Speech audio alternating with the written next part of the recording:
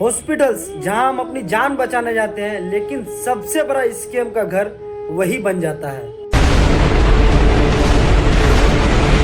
सोचो, एक simple fever जिसमें पेशेंट्स को एडमिट कर लिया जाता है, किसके लिए? सिर्फ बस एक्स्ट्रा बिल बनाने के लिए, एक्स्ट्रा चार्जेस करने के लिए, और अलग अलग तरह की मतलब अननेसेसरी जो है टेस्ट भी करवाते हैं जो जरूरत नहीं होता है, जैसे CT scan, MRI, blood test और भी बहुत सारे टेस्ट हैं जो पेशेंट्स के लिए जरूरत नहीं होता है, जरूरी नहीं होता है। उस चीज के लिए भी जो है पेशेंट से जो है उस तरह की टेस्ट करवाते हैं, बस सिर्फ एक्स्ट्रा चार्जेस के लिए। तो वहीं दूसरा स्कैम ब्रांडेड मेडिसिन, जो डॉक्टर हमेशा जो अक्सर ब्रांडेड मेडिसिन लिखा करते हैं, लेकिन वही जेनेरिक जो है उसका 10 गुना सस्ती पड़ती है।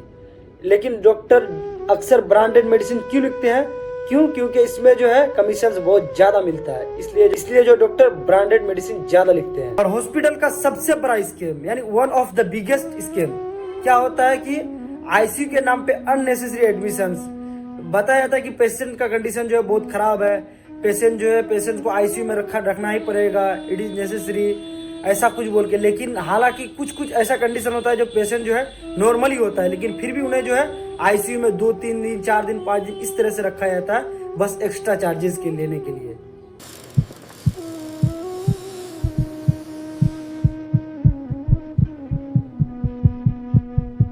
दोस्त, जब भी हॉस्पिटल जाओ तो सिर्फ डॉक्टर पर ही नहीं, अपने दिमाग पर भी भरोसा रखो।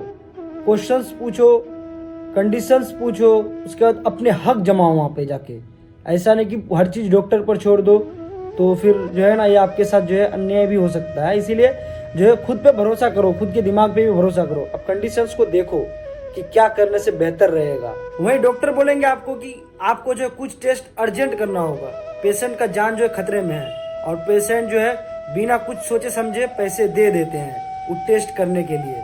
पर सच क्या है पता है? 80% टेस्ट अननेसेसरी होता है, बस वो जो हॉस्पिटल का बिल बढ़ाने के लिए अननेसेसरी टेस्ट कर लेते हैं वो लोग। हॉस्पिटल्स के लिए बिजनेस और पेशेंट्स के लाइफ का बोझ, यही हेल्थ स्कैम का असली चेहरा है। डॉक्टर्स की प्रिस्क्रिप्शन में वही दवाई होती है जो दवाई फार्मेसी से उन्हें जो है कमीशन मिलता है। सस्ती दवाई तो अवेलेबल होती है, पर लिखी जाती है महंगी ब्रांड वाली दवाई। वहीं पेशेंट सोच रहा है कि डॉक्टर ने मुझे बहुत अच्छा दवाई दे रहा है, लेकिन वहाँ चलता है प्रॉफिट का खेल, आईसीयू बेड और वेंटिलेशन का स्कैम। हॉस्पिटल्स बोलता है कि पेशेंट्स को आईसीयू और वेंटिलेशन चाहिए अर्जेंटली, तो वहीं फैमिली घबराहट में आकर अपने घर तक भेज देते हैं। और जब सच पता चलता है कि पेशेंट्स को इतनी क्रिटिकल केयर की जरूरत नहीं थी, जिंदगी से ज्यादा इन हॉस्पिटल्स को पैसों की जरूरत होती है। डेड बॉडी स्कैम, पेशेंट्स मर चुका होता है पर हॉस्पिटल फैमिली को नहीं बताता है, एक्स्ट्रा बिल जनरेट करते हैं, ऑक्सीजन, इंजेक्शन, आईसीयू चार्जेस, इस तरह के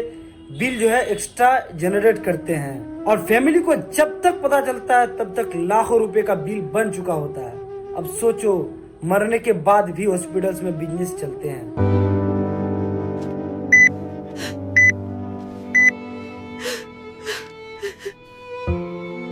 ऑपरेशंस का स्कैम, सिंपल प्रॉब्लम होती है कभी तो जो है कुछ मेडिसिन से ठीक हो सकती है, लेकिन हॉस्पिटल्स को तो बनाना है एक्स्ट्रा बिल, तो उसके लिए वो क्या करते हैं?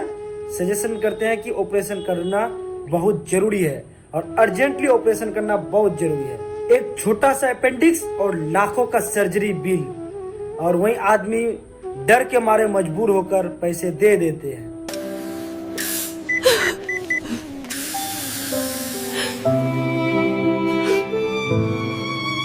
हेल्थ का बिजनेस इंसानियत की सबसे बड़ी मार। हर हॉस्पिटल्स में इस तरह के स्कैम तो नहीं होते, लेकिन कुछ ही हॉस्पिटल है जिसमें आज भी इस तरह के स्कैम बहुत ज्यादा होते हैं।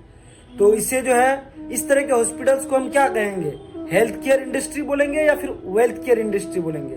आपको क्या लगता है? अगर आपको सच में लगता है कि हॉस्पिटल्स में कुछ हॉस्पिटल्स में बहुत ज्यादा स्कैम होता है, तो आप मेरा वीडियो को शेयर करो ताकि हॉस्पिटल का स्कैम जो है कुछ हद तक कम हो जाए।